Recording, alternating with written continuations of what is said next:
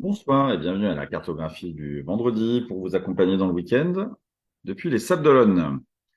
Et un vendredi qui clôt une semaine frustrante pour la grande majorité des compétiteurs qui ont eu assez peu de vent finalement, mais une semaine frustrante surtout pour Elliott Smith. Elliott qui est arrivé hier à Fremantle et qui a signalé son abandon de la GGR, n'ayant pas le temps matériel de réparer son bout dehors, de remplacer son étai, de vérifier son gréement et de faire la porte à temps.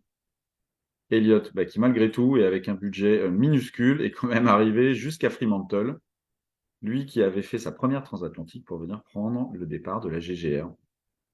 Donc, chapeau l'artiste, et tu vas nous manquer, certainement. Un autre qui est un petit peu frustré, c'est Jérémy Bacchot, qui a dû s'arrêter à Hobart 4 jours, de manière à refaire le plein d'eau de vivres, et surtout à nettoyer la coque des anatifs qui envahissait Oleana, et qui est reparti ce matin, mais en classe Chichester. Voilà, alors lui, il a une arme secrète. Il livre une guerre psychologique sans merci en partageant le contenu de sa cambuse par la BLU à ses amis et compétiteurs. Et notamment, ici, Yann Herbert Jones, Yann qui a fini les vérifications de Puffin, tout va bien, et qui partira aujourd'hui, donc au petit matin, donc dans la nuit, en direction du Pacifique et à la poursuite de Jérémy, un Jérémy qu'il poursuit depuis l'Atlantique Sud, Yann. Et puis enfin, Guy Waits. Guy Waits, frustration pour lui, parce qu'il a encore 2000 milles à faire jusqu'à la porte de Hobart. Et il nous donne une énorme leçon de détermination, puisqu'il sait qu'il ne fera pas la porte à temps. Et pourtant, il arrive tous les jours à trouver la motivation pour aller au charbon, en l'occurrence, puisque avec 155 000, il poste encore la meilleure distance sur 24 heures de la flotte. On le voit, il est le seul à reprendre des milles sur Simon Kerwin, le leader. D'ailleurs, moi je vous invite à aller à aller écouter sa dernière vacation sur le SoundCloud, puisque les 6 premières minutes sont en français. Et il explique voilà, comment il arrive à se motiver et à faire des petites batailles quotidiennes pour continuer. Guy qui nous a dit qu'il continuerait certainement, même s'il ne fait pas son tour du monde, même s'il ne fait pas la porte à temps. Ça signifierait qu'il le ferait hors de la Golden Globe Race, mais il est déterminé à terminer son tour du monde en solitaire.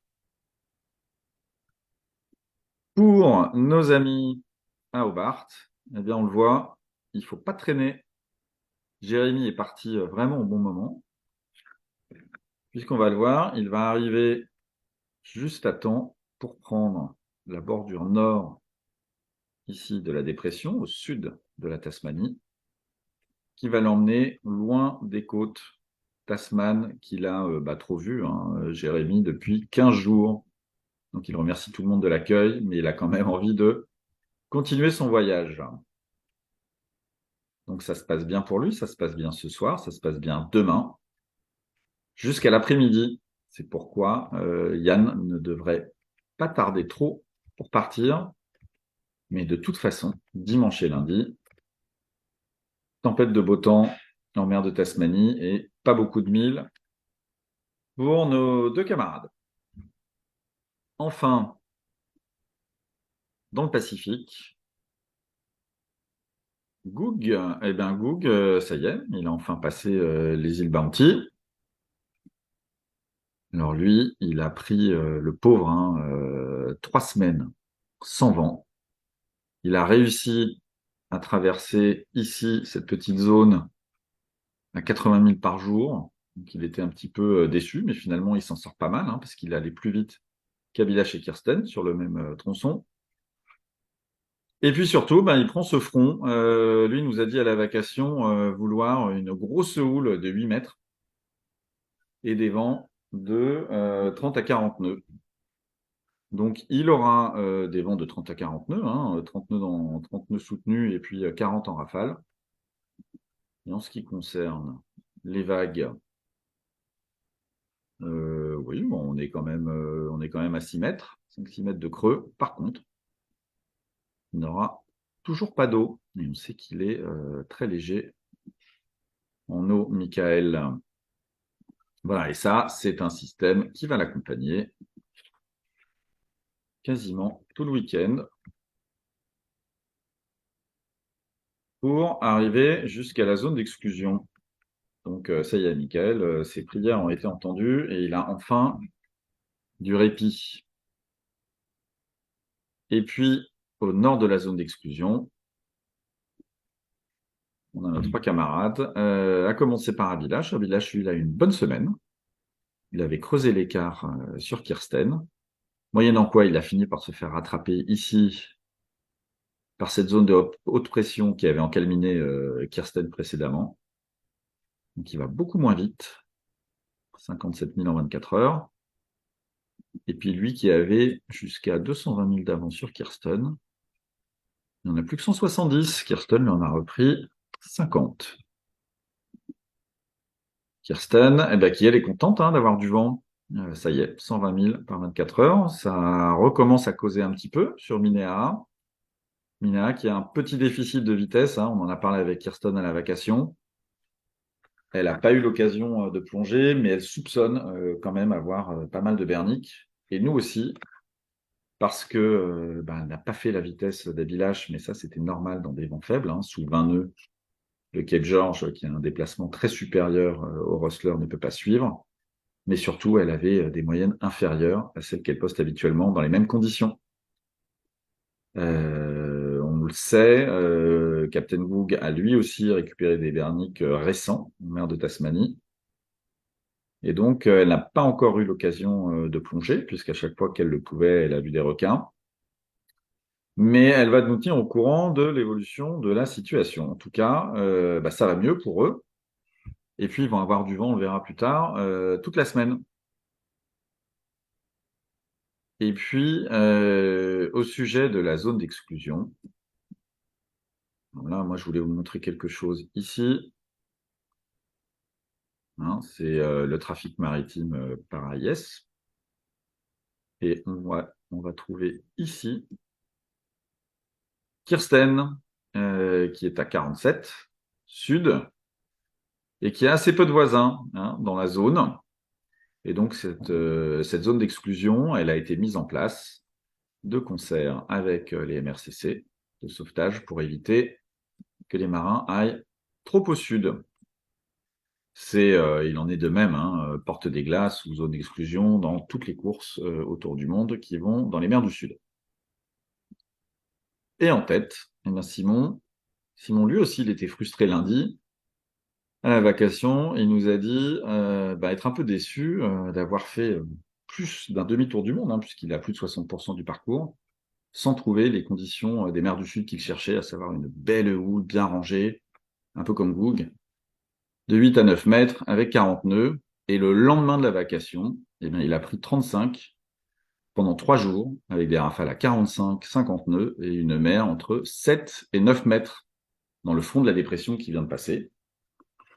Et là, on le voit, le front est passé ici à son sud. Il a encore 25-30 nœuds bien tapés. Simon, il a aussi une belle mer, celle qu'il cherchait. Voilà. De sud-ouest.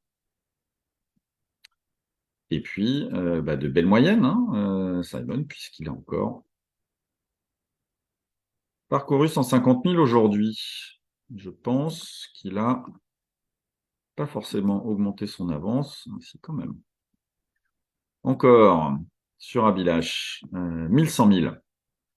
Et lui, bien évidemment, sera le premier à sortir de cette zone d'exclusion.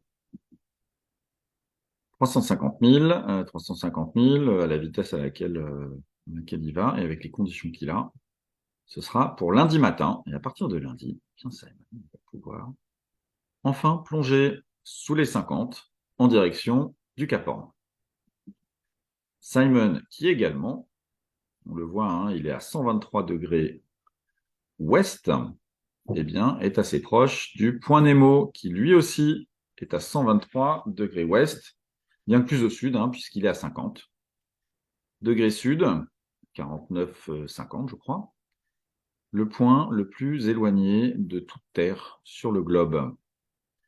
En l'occurrence, Simon aujourd'hui est plus proche de la Station spatiale internationale, de l'ISS, que de la première Terre. Voilà, il est bien content d'être là, Simon, et il sait qu'il est sorti par un trou de souris de la mer de Tasmanie et qu'il a mis un gros wagon à ses poursuivants. Donc, tout va bien à bord de Clara. Et que va-t-il se passer? Eh bien, ce week-end, on va le voir. Simon, lui, va avoir du vent tout le week-end. Goog également, mais aussi Abilash et Kirsten, avec un vent qui va rentrer par l'ouest et qui va d'abord profiter à Kirsten. Donc, ils ont un jeudi bien venté, avec un beau front, et un dimanche, ma foi,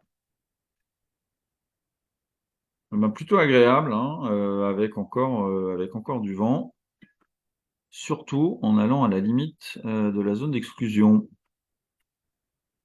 Mais il devrait laisser, voilà, dimanche soir, cette petite zone bleue encore un petit peu au nord.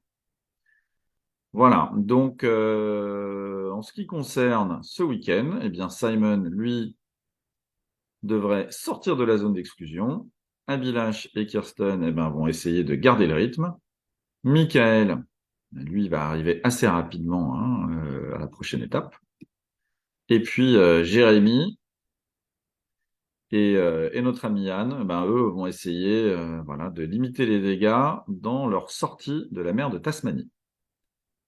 Voilà, eh bien, écoutez, je vous souhaite un excellent week-end et je vous revois lundi. À bientôt.